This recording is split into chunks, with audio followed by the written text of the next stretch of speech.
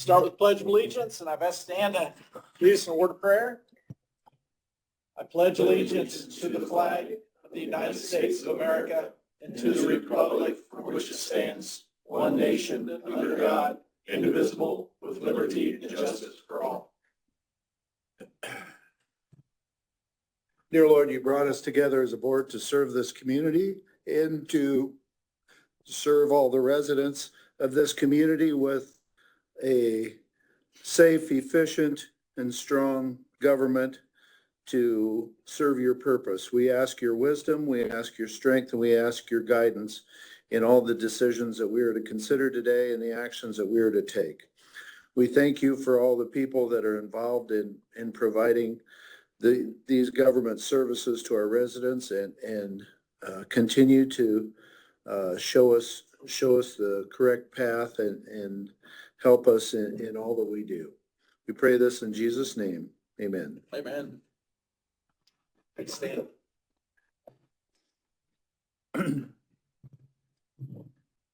Okay. Should have received the minutes from the meeting of February the 11th. Any changes, additions, deletions to those minutes? I know, Doug, you weren't here. Stan, anything? I know you found one item that. Yeah, we had the one amendment and I don't know, sounds like Tony corrected I it. believe that's been corrected. So I make a motion to approve the minutes as amended. Okay, I'll second. I had actually found it before he did. Okay. But I think the minutes had already been sent out at that point. Okay, Tony, what have you got for us?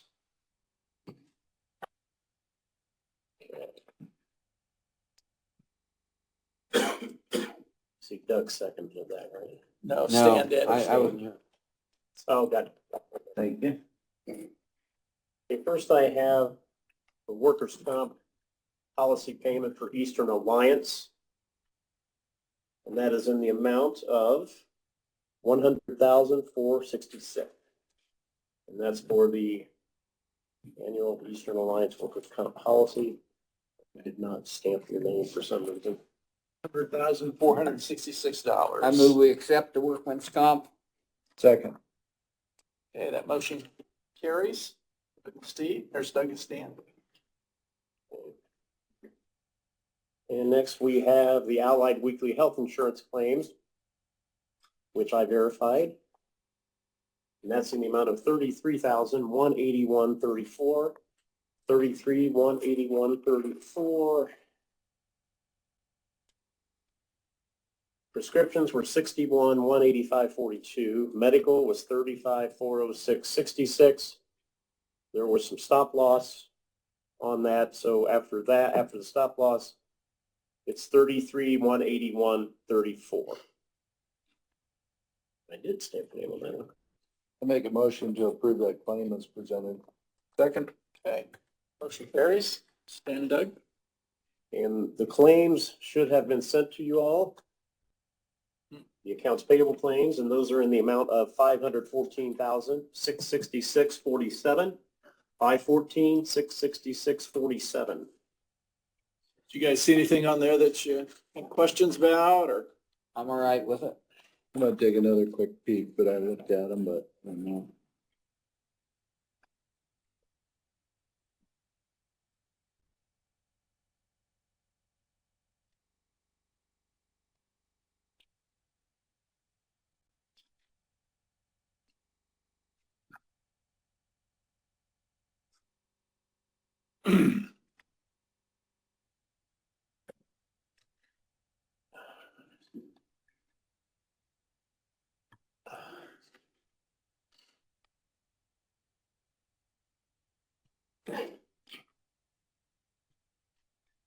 Yeah, I don't see anything else. I'll second that. I didn't make the motion yet, but Oh, sorry. I can make it. I move we approve Okay, claims. Doug, you got a motion. Stan, you got a second. Claims are approved. Whatever works. I'm We easy. need to sign that or just Steve? This is just mine. I don't know. I think it's coming You got down. the Yeah, claims it's down. coming here. Yeah, Okay. I'll get it. Yeah, it's coming down.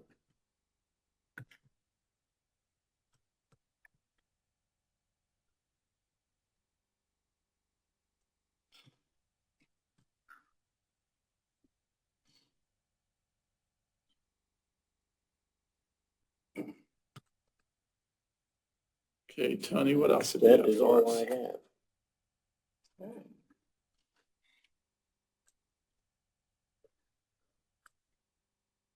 Nate, you ready for us? We'll see. Good morning. Hey. Couple of different items here for just update for you on my Bridge 73. That's that deck patching quotes. I issued a request to quote from 5 different contractors. I received a response back from 2. One actually contacted me and they had misplaced their quote, so they were interested, but just had missed the deadline as far as turning anything in.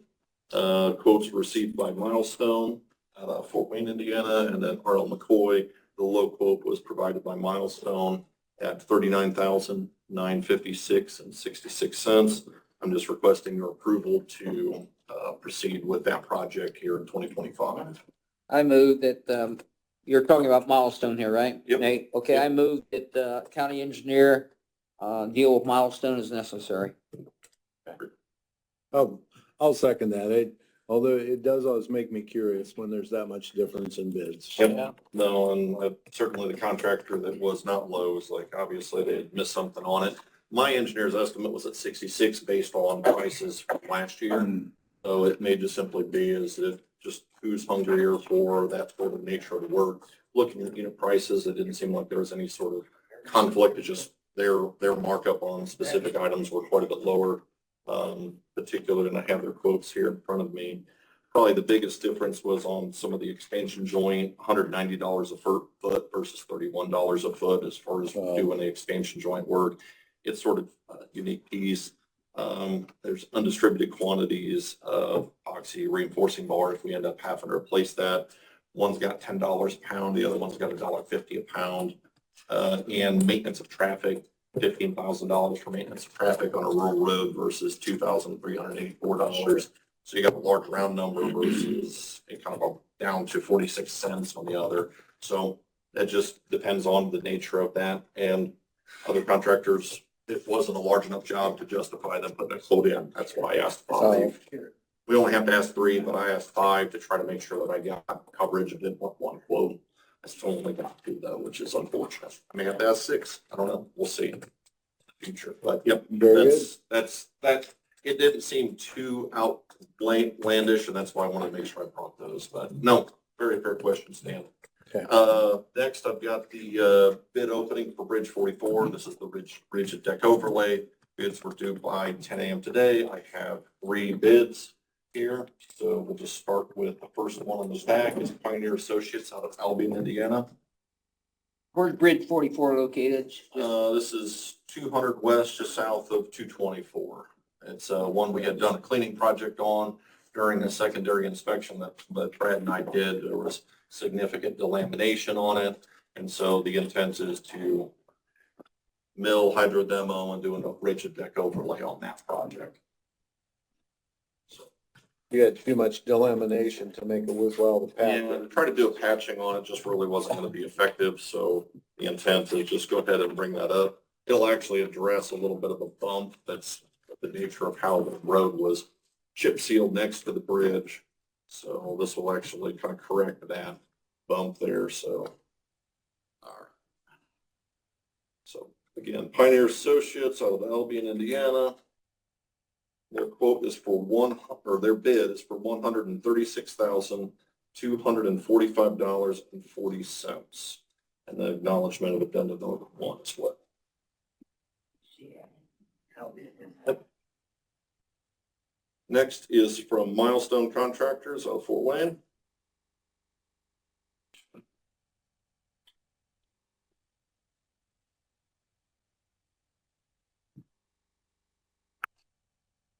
And their bid is for $143,861.84. 143,861.84. And they acknowledge the addendum as well. Looks like I've got the paperwork. I'll go through that here in a little bit. And then lastly is from R.L. McCoy out of Columbia City, Indiana.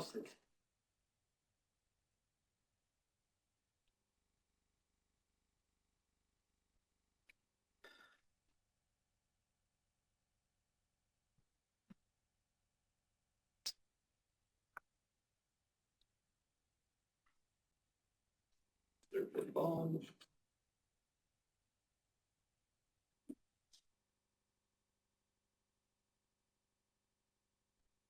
Right.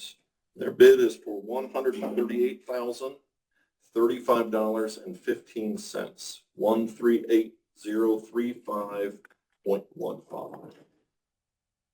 So, You just want to take those under advisement? yep, we'll just take those under advisement this time. There's an issue, there's no hurry in trying to get these awarded. I can contact the contractors if I notice anything, but I can bring this back to you at your next meeting. I do have something that's not on my report because it came up in an email just before I left the office, and that's in regards to. Do we need a Can motion? we take action on that? Yeah, Stan, just was to that a take motion? those- Take it under advisement? I second take under advisement. Yeah. Okay, go ahead. Nate. No, thank you. Sorry. The HSIP contract, our contract with Butler, Fairman, and Cypher, they had reached out to me that they had a page in error on the agreement between Adams County and BFNS. It's not regarding the not to exceed amount or compensate, but it does affect the hourly rate schedule that they had included. So the hourly rate schedule that they used as far as the establishment of the rates and the overall was correct, but the table that they had included in the appendix did not include the escalation as far as the annual rates that they can, and their overhead rate that they're allowed to use. So they've asked me if we could swap that page within the agreement. Obviously, I'd sent that off to Mark and to Clayton saying, well, I don't think they can necessarily just change an agreement between the county and the consultant, but then I apologize that they had made a mistake in putting that page in and have asked to try to supplement that agreement so that they can go over to NDOT. So I wanted to bring that up to you. That was something that came up about 5 minutes before I left the office. I have in front of me the agreement with, I believe, the updated page, because I'd have to give that over to Tony and we'd have to change that in Gateway as well if we do that. So Did they have any escalation clause at all in the other one, or just it just a was, different rate? it was a different table from what I understood based on the response from their engineer. See how he described that. I've got the email they sent me, so apologize.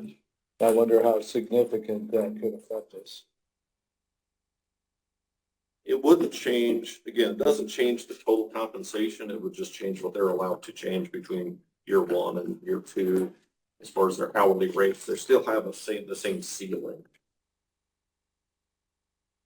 So what it could do to them is that if the our NDOT agreement parallels exactly the rates, it might complicate the reimbursement process.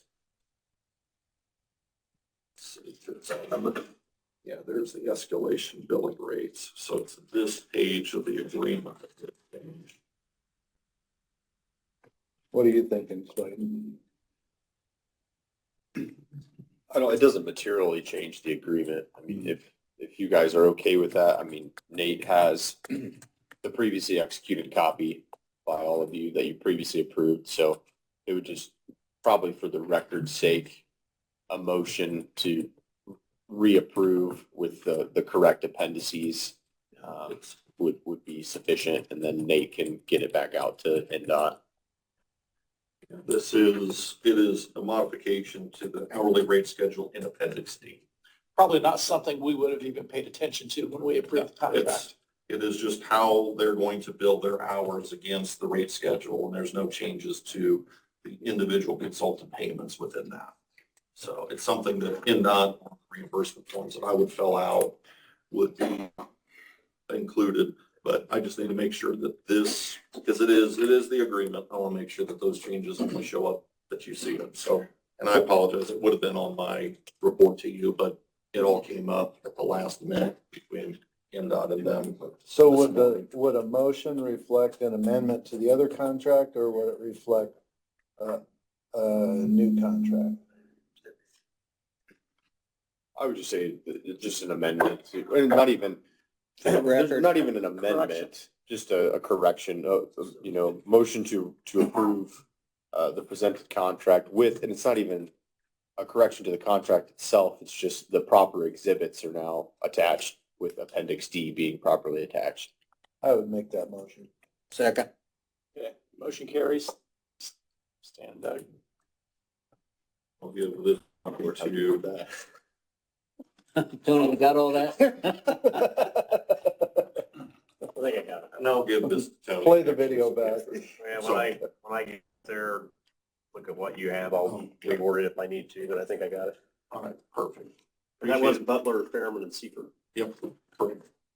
Yep, that is that. So Which 73 Wood Road? As in Seaford's potato chips. I believe that one's on Salem Road, just north of Tony needs to 75 give this south. back to Angie. Yeah, it's just a little chunk on Salem Road. Yep. So, nope. That's, Thank you, Nate. that's, goes back to Angie. I borrowed them. this morning. Yeah, thank you. Thanks, Nate. Tony, I'll just give you this. Brad and Paul, So you have that. come on down. Thank you. You're the next contestant. Getting the prices right. You don't even have any envelopes to open. No, we did that last week.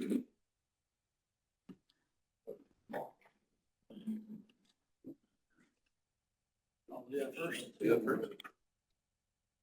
All right. First up, I passed out the bid tab form sheet from last week. We'd opened them packets, took them under advisement, went back, looked at everything. This is what we come up with. Pretty close on numbers for the mower. But the lowest, Mhm. most responsive bid was Roughly Equipment out of Columbia City for $29,420.38. So with that being the lowest bid, I would recommend the approval of purchase of that. So moved. Second. Motion carries. Thank you, gentlemen. And below that is the quotes that we got on a skid loader trailer bumper pole type, so we could utilize that skid loader a little better. The lowest bid came from Indiana Trailer Sales right here in Decatur for $18,108 even. And we would recommend the purchase of that there. I'll move we accept the bid from the Indiana Trailer Sales. Second. Thank you, gentlemen. Motion carries. I think that is one of the businesses in Decatur that I am just proud to see grow the way they have. You I know, don't know how he with moves so many inventory, with service, you name it. I mean, they We have lose a just, lot of trailers out of that little Yeah. place. you know, I've been in there for other things, for service, and they're just very good about service and stuff too, so. Very good. All right, the next thing we Brad? have, we received our funds for the month for the NBH work on Oak Street. So for the NBH for the month of February, our draw was $301,085.63. $301,085.63. Looks like that compares pretty favorably to prior years, December, February draws. Yeah, it is, it's so interesting. It follows right along. Yeah. And on the backside, the local road and street. For the month of February, $46,898.88. $46,898.88. And there again, if you look, it pretty well follows again within a couple $1,000. There are no restrictions on local road and street, are there? I mean, you can use that for materials or equipment or labor. Oh, basically, yeah, materials and equipment can be purchased with it, yes. It's not like the restricted of NBH. Right.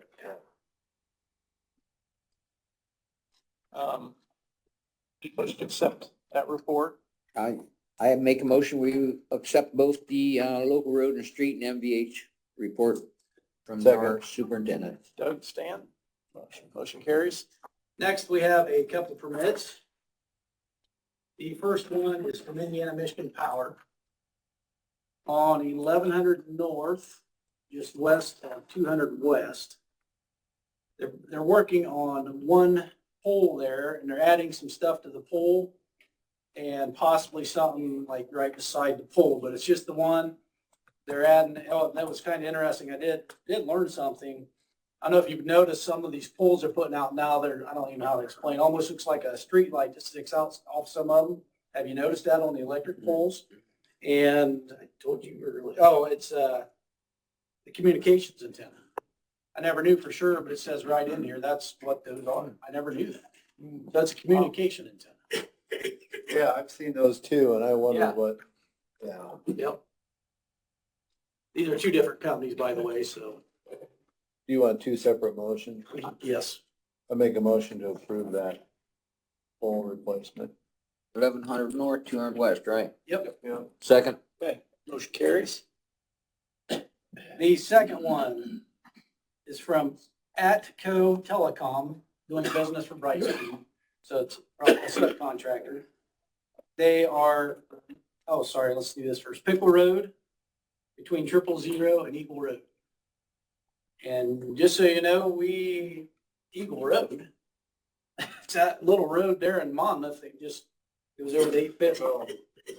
I mean, honestly, we had to look it up. I wasn't sure where Eagle Road was, but that is Eagle Road. So, and they are going to remove a pole. And what they're doing is they're removing their pole and they're attaching their property or wires, whatever you want to call it, to the power pole. So they're going to pull out the pole and reattach it to the electric poles that are there. Move we accept the recommendation for Atcom to do their work. Second. Okay. Doug and Stan, motion carries. And other than that, we can talk about weather. It's been interesting. There again, we're proud of our guys.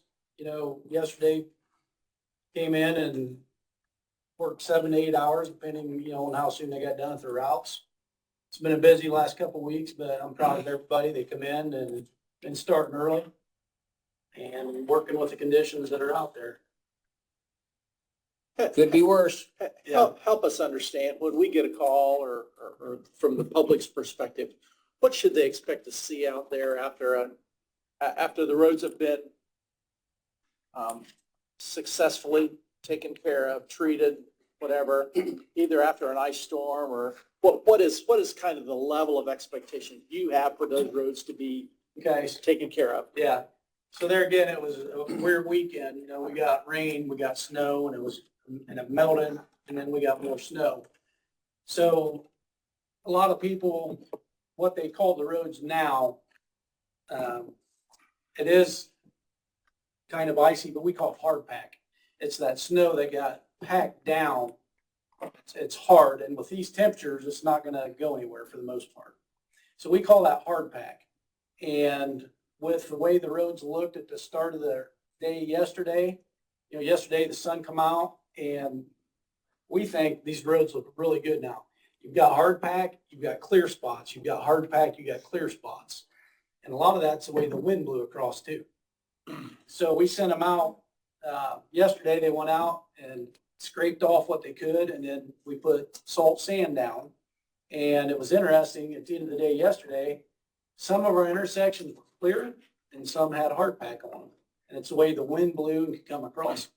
But that salt sand combination, you mainly use that at intersections. We do intersections on the day of, and if it's bad enough, now like today, we had them go back out and they're doing hills, making sure the bridges are hit again, curves, and check your intersections again. If they need some more, give them some more.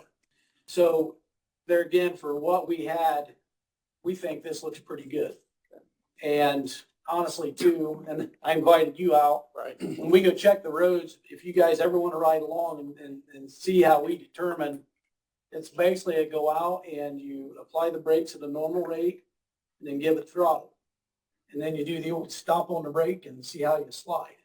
This hard pack hasn't been as bad. The other week when we had that ice, there wasn't a thing you could do. I was just thankful that it melted off and it was gone, because we can put product down and it helps, but they were pure ice. So yes, the product works. Part of the thing is with these cold temperatures, it doesn't work the best. No. Salt does not work at super cold temperatures. As you saw yesterday though, when the sun come out, that helped, and it actually did help it to work some. And unfortunately, No. Unfortunately, a lot of the public think, they see the state out here and they're pouring tons and tons of salt. They got the salt spreader on from the time they leave until the time they come back. Right. And as far as a county road aspect, of it in an ice storm like that, it's not feasible for us to be able to treat every lane mile that we have. On the roads that were really bad, we had the guys kind of spot along there. You drop some here, you wait a little bit, you drop some. When you come back, you try to hit the difference, let traffic drag it through. You try to get the most out of every pound of treatment that we're putting on the roads. Because I know like Allen County, just for example, we found out last week that every event that they go out and salt or sand the roads, they use 300 ton of product. That's a pure salt. That's pure salt. That's not a mix. Our salt barn won't even hold 300 ton. No. Yeah. So that kind of give you an idea of what differences it, so we try to let traffic carry it so maybe we can put down half as much and still get the same amount of effect. It might take a little longer, but we're still giving little breadcrumbs along the way. So if they do get a little slick, then they got some traction that's coming. It kind of drags that along. So as far as stone roads go, there's really nothing we can do on stone roads in an ice event. Because if we put salt down, then that makes that stone road turn to slop and soft. And it just makes later they'll have a complaint because the road is a mess. It'll be mush. It'll be a mess. Right. So Yeah. just to kind of throw that out there, that kind of the method to our madness. Well, that's what I know as I forget, okay, what should I expect? I just thought if you guys could kind of set those expectations for us, then when we get those calls or emails or whatever, we can kind of say, here's what you should be able to expect. And if that's not what you're seeing, let us know. But if it is, that's what we're doing. Yep. Just curious, does the school corps ever call you guys for advice or vice versa? Yeah, we're in communication with it's typically the bus garages that they'll ask our opinion of the roads and that, and they also still go out and drive them. Yeah. Then they kind of ask Yeah. our schedule, hey, are you guys planning on being out early in the Yeah, what morning? time are you What can coming we out? expect? How long? If we give you a 2-hour delay, is that going to be enough for us to expect to be able to travel that Yeah. afterwards? That's good. That's Try to good. work together. It's good there's communication. Yeah. Yep. I appreciate you guys being as efficient as you can with both labor and salt. But like Saturday, when we had an event on Saturday night and I don't know if you sent anybody out on Sunday or waited till Monday morning, but I know like on my intersection, we had 3 slide offs with vehicle damage. And so even if there's overtime involved or whatever, like say on a Sunday, I would sure appreciate seeing at least the intersections hit, because I know they took out the stop sign on my intersection, they took out a speed limit sign on a different accident, and then the other one was just into the ditch. So I think had we got out early enough on Sunday, we might have been able to prevent 3 different accidents at that intersection. So I don't know how, so I appreciate, because you came out when I brought that to your attention on Sunday night. And there again, like I said, we take suggestions and we can mold it to however it works best. One of the things I will say we looked at was Sunday morning when we got up, there was 1/2 inch to 1 inch of snow and we knew there was more coming. So, and I'll just admit, that's why let's wait until it's all done. And I'm just saying, we can work on whatever, but if we would have went out like Sunday, we would have been back out early again Monday morning because the snow would have covered it. Because the snow had stopped by Sunday morning. I mean, I went out and cleared snow Sunday after church and it had stopped and everything remained clear. So, I guess the thing that I would encourage, I know you're trying to be very efficient, like I say, with overtime and salt. But I know had we got out there on Sunday after that event, I think there's 3 accidents that could have been prevented. And the one slid out onto Winchester, and luckily there was no oncoming traffic, but that could have been much worse than what it was too. So I guess I would encourage you to, if there's budget issues as far as getting trucks out and people out, a day sooner, I would sure encourage, that, especially at intersections. Yeah. And I always remind citizens, be a good listener, but I always remind them, we've got 700 miles of road and a crew of less than 20. And so, I think people understand what realistic is, and that helps. No, and you also have to remind, you have to drive the conditions regardless. Right. Even if we would have been or wouldn't have been out there, we may have not been at that intersection at the proper time, or we may have been at somebody else's intersection, regardless. Right. And you still have to drive the conditions because, the roads are snow covered and slick. Well, maybe, you got to take that into consideration. We do as being out there plowing snow because when we're out there, we're driving on even worse conditions because we're the first ones there. You know what I Right. mean? We got to be there to try to prevent the next guy from doing it. So, you have to take that in consideration that we all have to learn how to drive just as well as everyone else does. So, But yeah, that's what I would encourage is get out early to kind of try and prevent, especially at intersections, because Yeah. that's the most dangerous Yeah. dangerous And that's place for typically, drivers. those will be the first things we treat, Yeah, so. so. Yeah. Good. Hey, thanks, guys. Thanks, thank guys. you. I don't see Rick here. Ed, what have you got for us? I just have one item real quick. Good morning. Good morning. We talked about this several months ago. Tom Krokenberg has been administering a program on people that are potentially up for being scammed on deeds. Say you have a property in Indiana and Florida, 6 months, and you go to Florida and then somebody's trying to get your deed or get a copy of your deed or something here in Indiana, squatters maybe down in Florida when you're back up north, that type of stuff. We really don't have much of an issue of it in Adams County. We honestly don't. But it's becoming more prevalent around the country. Tom has a good couple of different programs. One of them is a free program and another one is a pay program. And the one for pay is just more encompassing on what it looks out for. But the free one, if anybody's nosing around, you will get an email that says somebody's nosing around, and then you should take additional precautions. Well, with that, to explain that better, he has a nice paper that is has the QR codes on it where we can get a whole bunch of information on it, either or. And we are going to include one of those in each envelope of tax statements this year. Like that. It'll be a very minimal cost. It's going to be a colored paper. Right now we have yellow paper because I want to differentiate it from the actual tax statement. But it's going to be on Tom Krokenberg's letterhead. It'll be coming just one per envelope.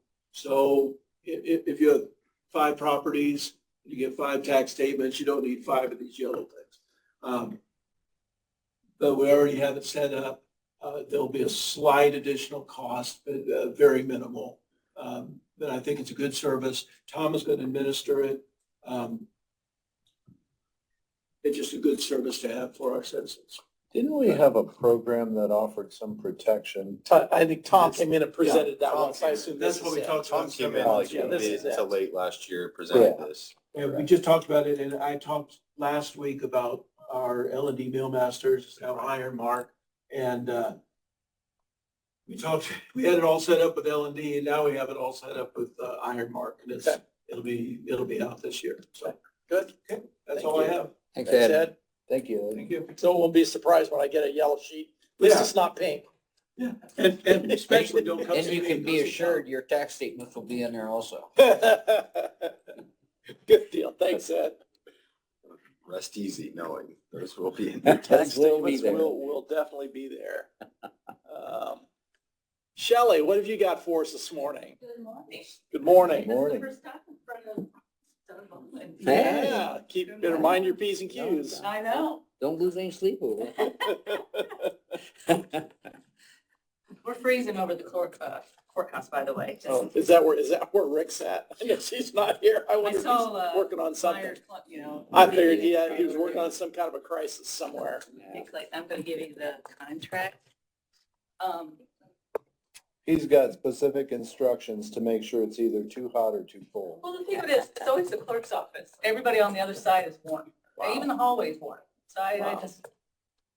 we got a black cloud over the clerk's office. So today I'm just asking to, we're doing a lot of investigating in our office with regard to outstanding fees. We actually currently have a collection agency that just focuses on infraction cases. So if you do not pay, they get turned over to collections. And we've used them since, looks like 2012. And they haven't been a really aggressive type collection agency. It kind of filters in with what we would get as far as receipts from them. So at conferences, always talking to other vendors and seeing what would be best beneficial for us. So I had the vendor Paycourt came and not only talked to our office, but I also included courts and probation because there's some outstanding criminal fees that haven't been paid in a long time. Is that the same company that Jack uses in probation and Ian uses? No, that's a kind of a different type of a thing. So this won't even really, it's an additional, that's like his is like a tax intercept type thing. This is Okay. actually a collection agency that we will be sending our cases that haven't been paid in like 50 years. No, I'm not saying 50, but it's close to, you know, where we had a lot of these, not only infraction cases, which will terminate with that other agency and go to this agency to start collecting not only infractions, but criminal cases as well. So what we're going to try to do is we've already gone through a lot of our stuff to make sure that the numbers are right before we do turn them over. But I need to have you guys' approval to go for this agreement. They very well as far as how it's going to be handled. It's nothing that we will have to pay. It will always be a fee towards the person or the customer that actually owes the amount. So Is it something that Mark and Clayton have looked at? I had them look at it. There was always a stipulation as far as renewal. For that, they do an automatic renewal. And I went ahead and compromised with something like for a period of 5 years, then we can look at the agreement to actually see how they're doing. And it sounds to me that this is going to be a very progressive type of an agency that will help, a progressive agency to help us to collect a lot of outstanding fees. If you look at how many court costs that hasn't been collected over the years, it's just in one court alone, it's over $1 million. Wow. So if we could have that revenue be advanced and get collected, it will definitely help the county. So you say they include a fee with the collection, they don't take a percentage of the. No, well, what they'll do is they charge a certain amount for them to pay. So that'll take off the top so that they actually, the customer or the defendant, however you want, debtor, will pay them instead of us having to figure it out and everything like, because I even reset that because we will not take, and I want to get with the media with this because I want to have a really good discussion with you guys to discuss this so people will be aware of what's going on. Before we turn everything over, we're kind of, we're going to be turning a lot of cases over. So you might have an outstanding debt that you'd like to pay before we turn this over to collections because there's going to be an additional fee that you'll have to pay. But what's going to happen is we'll get filtered with that to cover those court costs. So would the 5-year renewal be a reasonable time frame? So it's not a 5-year renewal. How this is worded, I should have changed that. That should have been How the this is initial wor- term. the initial term Yeah. is for 5 years, just the initial term. Right. And then, because the original one Shelley sent me had an automatic renewal, this one that she's provided today takes that out and states that subsequent extensions will require the execution of a new original contract to maintain business operations. So there is no auto renewal. Is that acceptable to you guys?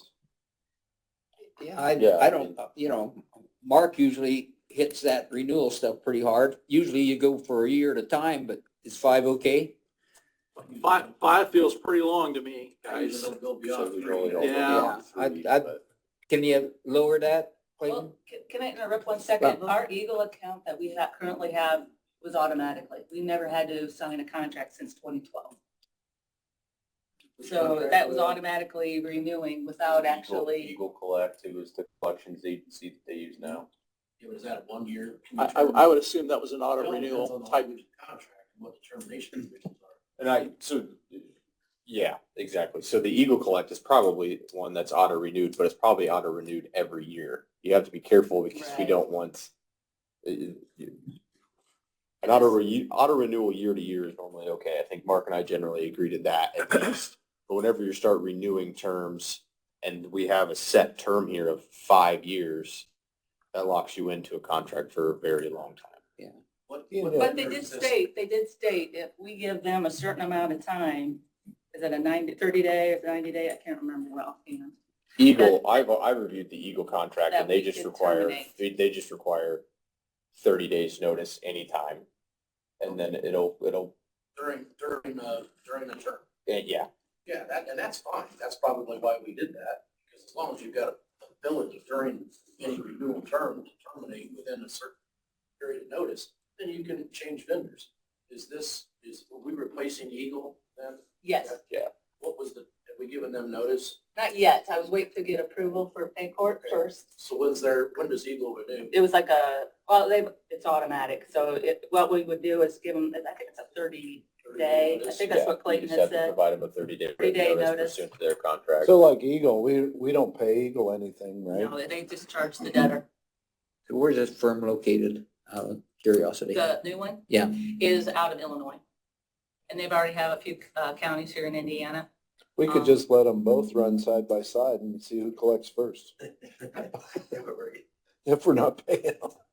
Well, the thing of it is, I'd like to terminate Eagle and then transfer all those cases over Oh. to Paycor, because I think they'll be a little more aggressive of, trying to collect money.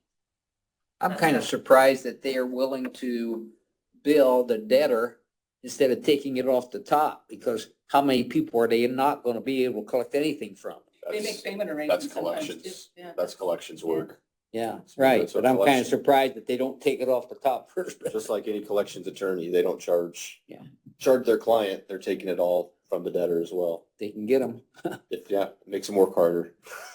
I guess I'm personally uncomfortable with a 5-year contract. I asked them already. I did, Clayton, I did send that. I said, I'm going to do 5 years because that's almost the end of my term.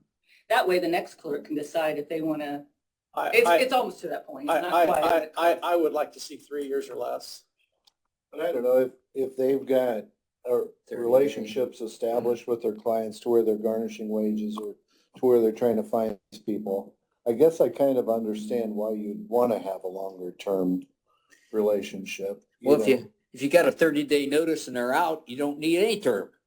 Yeah, it depends on the termination clause. Termination clause, again, with pay court also does have that the contract may be terminated by either party with 30 days written notice. So It even if doesn't, we're not not, necessarily full yeah, clause. Okay. even if we don't like them after a few months, I can give them a 30-day notice if it's terminated. So it doesn't, So- they're not really hung up on the term Right. length. If we have an easy out, I'm okay Yeah. with that. As long as your ability to terminate during any term, if it's 30 days, even if it was 60 days, if it's 30 days, it's even better.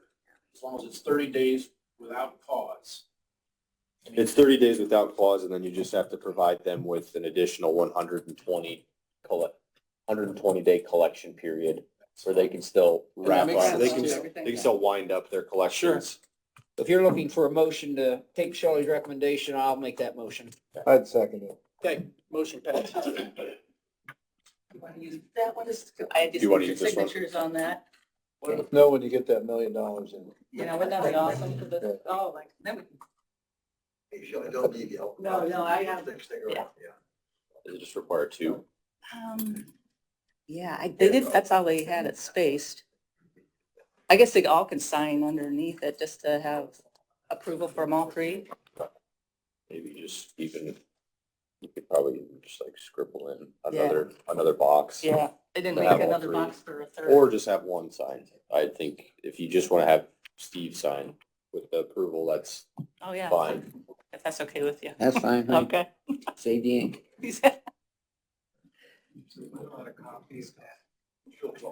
Thank you very much. Appreciate it. Okay, thanks, Sean. Thanks, Shelley. Shelley, you also have something related to, no, I'm sorry, that's all you've got. I would ask for something else, but I think I'm gonna wait. Sorry. I gotta look over something before I can ask for you for approval. But thank you. Good deal. Sandy, come on up.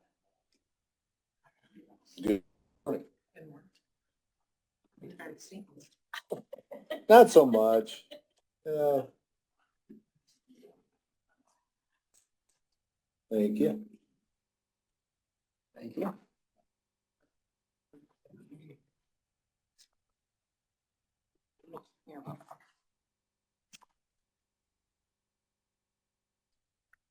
I'm just here today to ask permission. We're going to relocate one of our 3 monitors that are in the courtroom presently into our jury room if possible.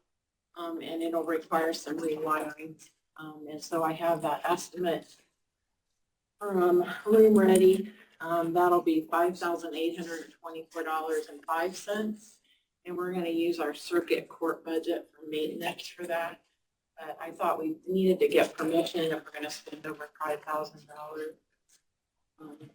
It'll just be a better use of that monitor if we can move it to the jury room.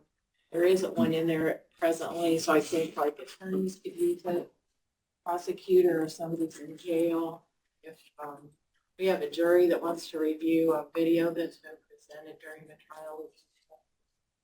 I don't have any problem with that request. No, Mike's good with it. Yeah, they originally got the estimate Yeah, for us. yeah. Is that a motion? Well, go ahead. Motion to approve. Second. And then I also have one other thing to relate to. I'm here on behalf of Safe in Adams County too. We would ask permission to have our celebration of children and families on the courthouse steps on April 1st and then plant the pinwheel garden after. Again, we would be responsible for moving it and making sure the pinwheels are replenished as the wind kind of carries them.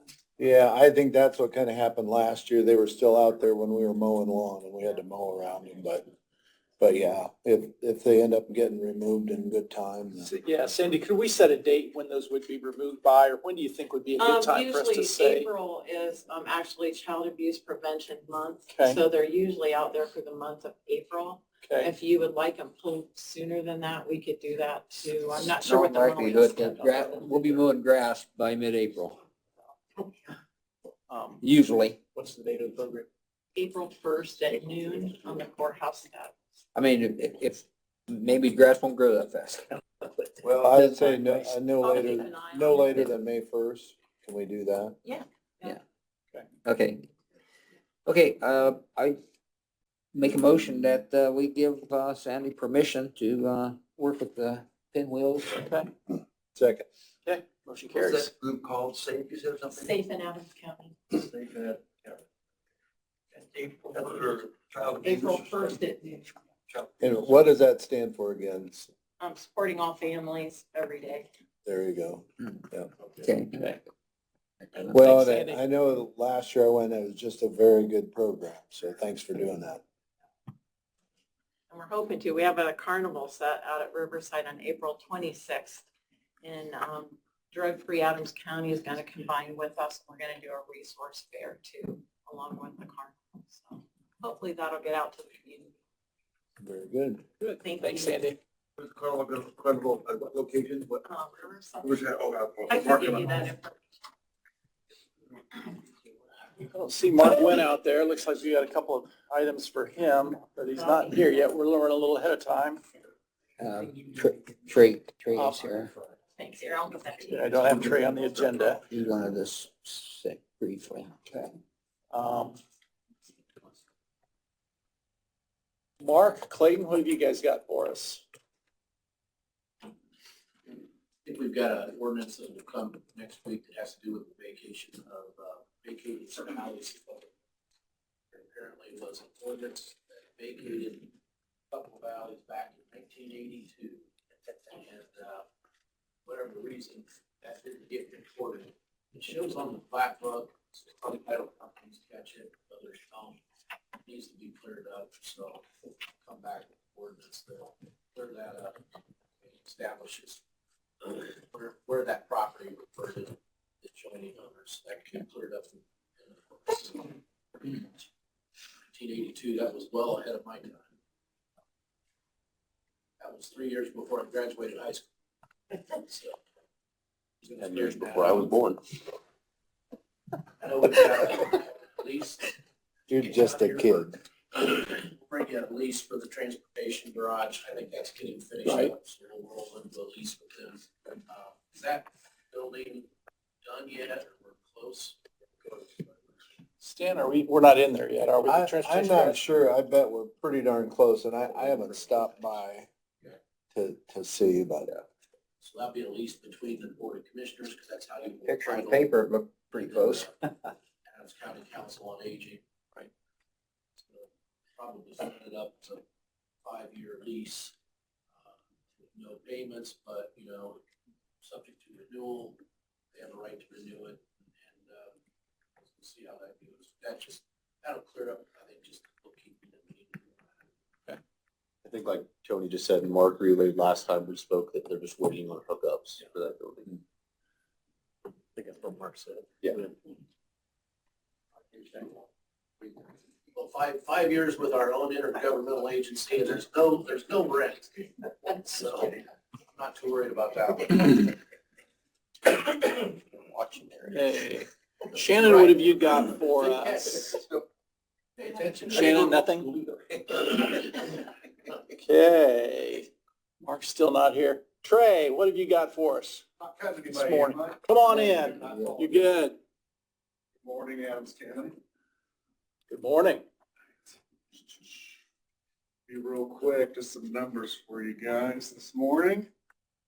Before we get into the boring stuff though, big shout out to Rick and his individual Cameron, as well as Bob and Ethan with IT. We are officially in the new office. Cool. Very cool spot. I think veterans, the ones that have come in at least, have enjoyed it with the windows and stuff. So very cool. That being said, we've been a little bit slow. I think the weather definitely plays a part in that this time of year. More higher volume of phone calls coming in, of course, so that's keeping the office busy. Now, before we get into the this GDX report, just a brief rundown on what it is. I'll read verbatim. The National Center for Veterans Analysis and Statistics publishes the annual Geographic Distribution of VA Expenditures Report. The GDX report provides a breakdown of VA expenditures for each major VA program at the state, county, and congressional district levels. Expenditure data are grouped into the following program categories: compensation and pension, education and vocational rehabilitation, and employment, insurance and indemnities, loan guarantee, medical expenditures, construction and related costs, and general operating expenses and related costs. The GDX report also includes veteran population estimates at the state, county, and congressional district level, and the number of unique patients who use VA healthcare services. So yeah, this is not anything top secret. You can get on va.gov and find these numbers. They don't have the 2024 out currently, but when that comes out, I do plan on adding that to the list and presenting it to you guys. But that being said, I did kind of add a few things to this. The COLA, the cost of living, and some of the differences between the values, you can see, but pretty straightforward stuff. Even though it declined in veteran population through the years, we're still, for the most part, staying ahead of the curve. And I will say, too, that this isn't just the efforts of the office. We got to obviously recognize past veteran service officers and even the individuals who file claims on their own behalf. So pat yourself on the back, Adams County. I think we're doing pretty good for the most part as far as, VA expenditures, totals and stuff. So there we have it. Like I said, pretty boring stuff as far as the numbers go, but still, I think pretty valuable as far as how the county's doing, as far as our veterans and the money they got coming in and for their families and stuff. So You see total dollars going up, you see our veteran population going down. Do either of those surprise you? yes and no. I mean, I think there's a lot of variables that play with that, whether it be, a decrease in military these days or, obviously an increase in age. I think the end of the Korea era, we're kind of seeing a decrease, definitely, if not kind of coming down to the Vietnam end of era's falling sure, off. unfortunately. That's just based off, the grade markers that I buy. And obviously, we're getting into the Vietnam era, veterans and things like that. But a lot of variables at play. I mean, whether it be they just want to relocate. I had a guy come in today saying he's moving out of the country, you know, so that, a lot of variables, really. That's what it comes down to, so, yeah. It's good. Trey, I know you did a very good presentation. I think it was like 5 February. And it was covered very well. Eric and the Democrat, very good article. I cut it out. Jimmy, after I got home, I looked through the Burn Witness and I didn't see any article concerning the veterans thing. Maybe I missed it. But I'd really like to see some coverage in the Burn Witness. Maybe you could meet with Trey and he could go over it with you a little bit. Because I know you got a good circulation down there, and I'm all for outreach that Trey's doing for our veterans in the county. I'm 100% behind that. Come check out the new office, yeah. Yeah. It's the one Monday through Friday. Yeah, got him. Yeah, and he's available phone wise, walk in, et cetera, et cetera. There's so many benefits out there for veterans that we need to get the word out. For some reason, a lot of them just sit back and let the world pass by. The other thing is, Trey, one thing I read in there was called Operation Green Light for Veterans. And it's kind of a new thing I had never heard of, but when we get closer to Veterans Day, Trey, I'd really like for us to adopt a resolution for Veterans Day week on the Operation Green Light. And I'm not going to get into it in detail now, but just keep that in mind. Very good. Super. Other than that, we just have March 26th, that's a little ways away. We have the quarterly service officer meeting. That's going to be in DeKalb County this time. So that's a really good opportunity to meet with the Northeast service officers. And in my opinion, the Northeast is the best in the business. So it's really good to pick their brains. And obviously we do remedial stuff there as far as like federal benefits, but it's kind of the after action that we really get into we always say, I have a veteran question, we kind of delve into the deeper side of things because there's definitely a lot, as you guys know, to this stuff. So day by day, new offices up and running, come and see me. Good deal. Thank you. All right, thanks, Trey. Still don't see Mark here. Colton's out there. I think they're probably here to listen to the other. Yeah. Barb and Megan, have you got something for us this morning? You're just here to improve the room. We do have something, but we're not officially on the agenda. Come on up.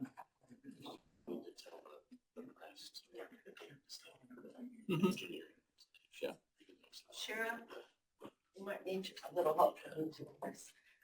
So, due to all of the weather incidents and Steve, we've talked, Doug, hi. Good seeing you again. I'm back. You're back. It's like bad pennies, right? It's like a bad penny, or maybe we don't do pennies anymore. You look younger now. Oh, thank you. That's wonderful. Not even election coming up. But anyway, in our previous meetings, we have talked about trying to find a communication system for the county. Countywide. We talked about it. Sheriff has an app that he loves. And then through all these weather incidents that we recently had, we did lots of emailing, we did lots of messaging to departments and through Shannon to all the county departments. But we still need a way to get information out to the general public. So because EMA has never been granted the right to a Facebook page, anything that we have that we need to alert the public to, we use the Sheriff's Department, the Decatur Fire Department, City of Decatur, and if it happens to be through the week, we of course let the newspapers know, and we use the radio station too. But those are the only avenues we have to get our message out. So at one of the meetings a few months ago, we discussed the app that the sheriff's using. That would be nice for the entire county departments, pick and choose who wants to or who needs to be on that app.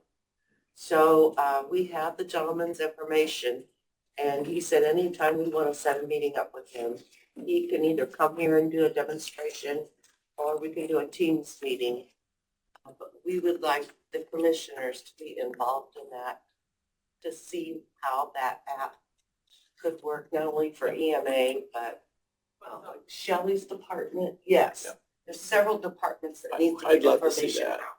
Well, if we could do that, just like the other day, somebody said, oh, is there a travel advisory? So I started Googling and got up to your department. It took us right back to the county website where there's no current information. Nope. Even took, Google the sheriff's department, which took me back to the county site. So I just struggled to find out if there's a travel advisory, and I think it shouldn't be that hard. No, it shouldn't. It should just be somehow, you know, people should just be able to either Google it or something to where, is there a travel advisory in Adams County, Indiana? It should. There is an app that shows the state of Indiana and it has each specific county EMA on there that you can click on that and it shows you what travel advisory. But see, I must have not had that app because as I was, At the state EMA's website has that travel advisory map on it. Right. So I was able to pull up the map that showed us in yellow and the counties around us and what they were. And so it was,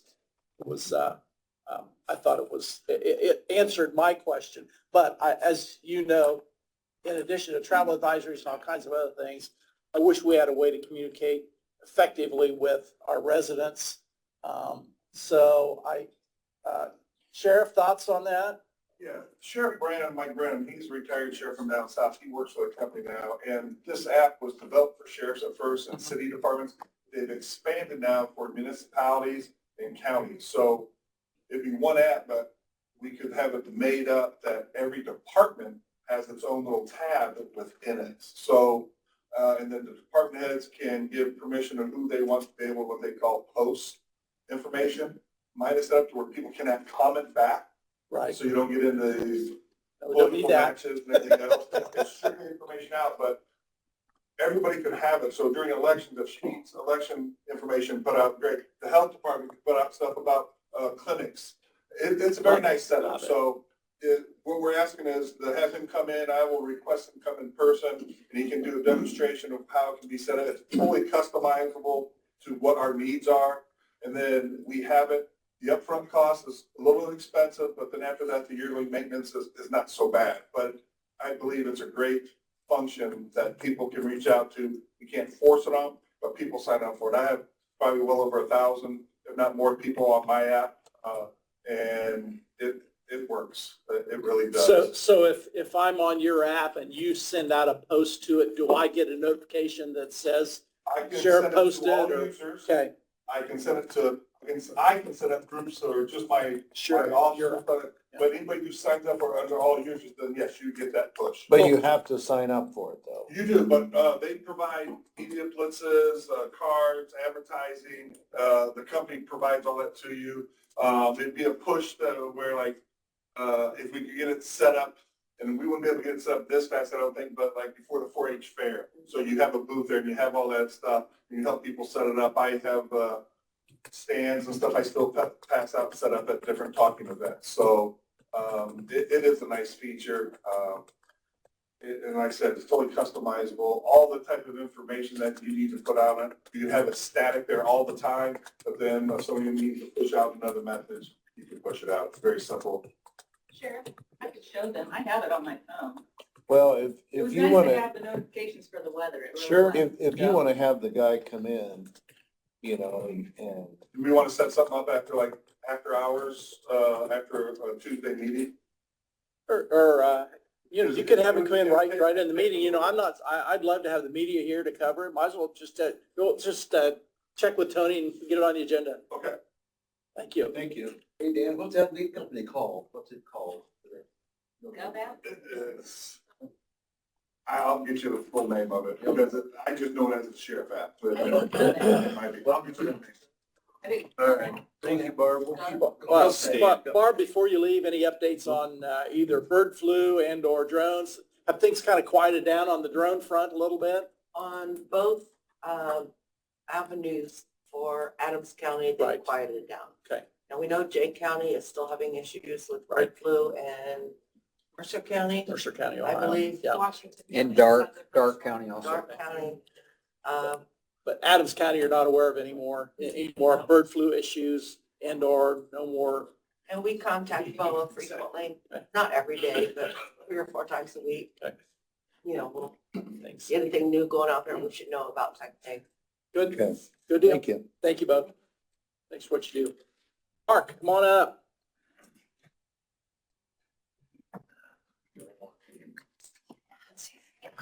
I started. Thanks for your work. How's Mark? Good. Thanks, Mark. No, you're fine. Don't you, It's too icy. don't you worry about it. No. And a No. good source You're busy. from the Google standpoint, and I think what Steve was referring to, it's the Indiana Department of Homeland Security. Yes. If you Google that and just travel advisories, it pulls up a map. Yep. And then you see a list of her last update, like ours hasn't been updated since the 13th, so it still says advisory. But that's pretty current though, generally. In the heat of the battle, I saw it changing almost by the hour. Yeah. Because I think we are technically under advisory, right? All right. Yeah, I don't think we've changed that. Yeah. When things were active, I saw it updated pretty regularly. I'm sorry. Okay, Mark, what have you got for us? Okay, sounds good to me. In front of you, you have the first month's permits that we've put out. You can see it's pretty much exactly what we did last year, -1. Yeah. So busy start to the year, even though the weather's been hideous. Yeah. Got done doing a post-hole inspection for a barn. Yeah. Weather. Yeah, things are still going. It's frost like. It says they went through about 8 inches, 6 to 8 inches. Okay. Need a motion to accept Mark's report, if that's your pleasure, guys. So moved. Second. Okay, motion passes. 2 subdivisions.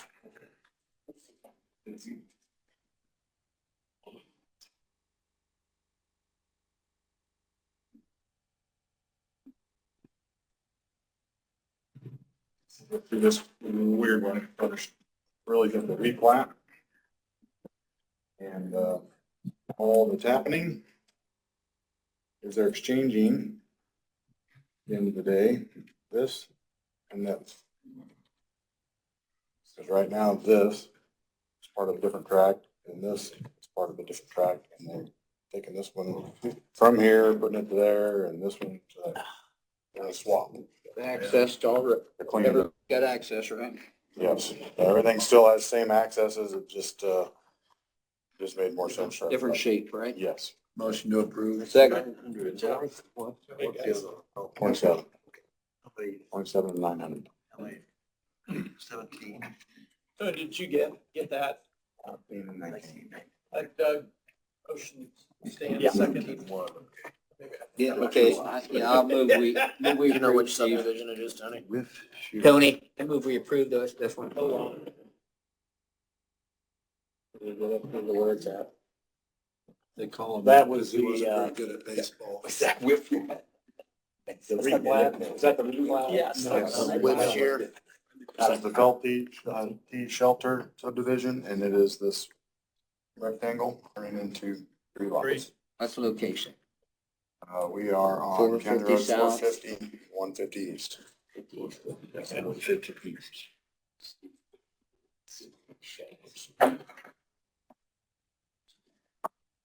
What are they breaking down here, Mark, out there? They're breaking down there. It's all 9, 2, 5, 8, 6. That's it. Okay. Yep, and road frontage on both sides. Frontage on Marshfields. Yep. Okay. Move we approve. Second. Stan? Yep. Okay. Motion carries.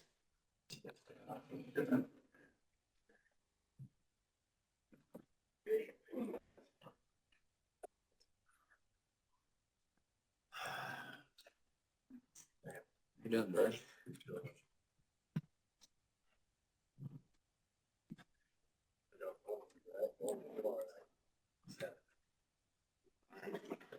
Quick update on your Merit Center, building's up. waiting on power and gas. Everything's installed. The only thing that I've done is we can't do because of weather, driveway, sidewalks. I did order some plastic covers for the pipe bollards out front on them, so they'll look right. But inside, the openers went up last Thursday, and gutters won't go up until it gets warmer because it'll actually stretch, and if it's dark brown, it'll stretch and wrinkle if they tried to do it today. Yeah. Or in the cold, so they want it to be above 50. So gutters will be whenever that happens. Luganville was supposed to come this week, was the idea to dig in sewer and water and actually hook that up. I assume he's not there today with the weather we have, but so it's utilities and pouring the exterior concrete, and it's ready to use. Well, Mark, we would not be where we're at today without the work that you have done. I know that's not in a job description, so I really appreciate what you've done there to help us out and help our county agency out there. I think it's called a project manager. Yeah, I hear you. Give me some documentation. Yeah, those get paid.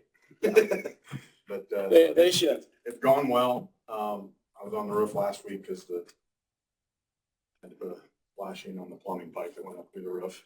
That was a little bit fun, but Yikes. we made that happen. The plumbers didn't have one, and the guys that framed it could have put it on, but they were long gone, so Thanks, Mark. we just made it happen. Yep. Hey, that's Mark.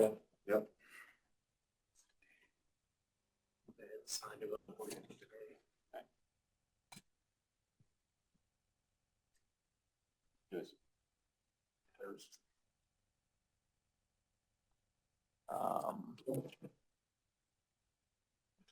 I think that's all I have on the agenda.